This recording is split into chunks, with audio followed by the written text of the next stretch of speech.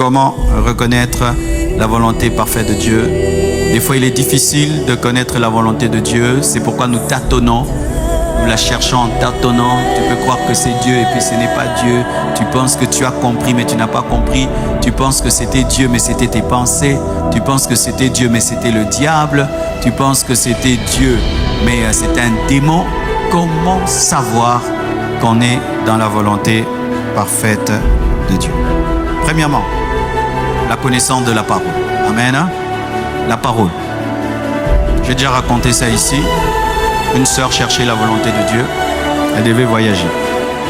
Elle a prié, elle ne voyageait pas. Elle ne voyageait pas. Elle rencontre un prophète. Et lorsqu'elle rencontre le prophète, écoutez ce que le prophète lui dit.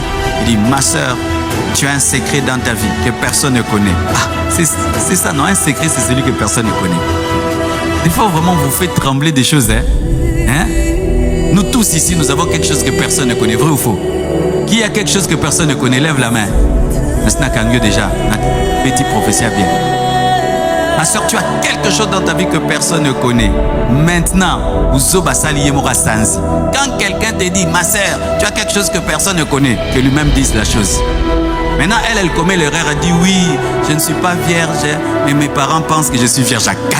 Oui, c'est ça, c'était ça. Même lui vient de découvrir sur place. Sois intelligent, amen. Mais elle dit, je sens, Dieu me dit qu'il peut restaurer ça. Hey! Tu vois, quand il lance ça, maintenant, tout dépend de ta connaissance de la parole. Comme elle priait beaucoup, elle jeûnait beaucoup, mais elle ne lisait pas la Bible, elle ne connaissait pas la parole, elle a cru. Il dit, nous allons maintenant commencer à prier et Dieu va te rendre ça. Prie, ainsi dit le Seigneur. Le Seigneur me dit, de la même manière c'était parti, c'est la même manière que ça va revenir. Ouais. Comment? Oui, il faut que tu cherches maintenant quelqu'un qui n'a jamais connu de femme, qui couche avec toi. Comme ça, comme il est chaste, ça va revenir parce que tu étais vierge. Mais tu dois trouver un chaste comme ça, tu vas trouver où? Tu vas lui dire, est-ce que tu es? Et puis, comme m'a dit, ok, Dieu m'a dit, comme il n'y a personne, que moi-même je les fasse. Je te dis une histoire vraie, hein? Vrai de vrai. Que moi-même je le fasse. Envoûtée. Elle était sortie là.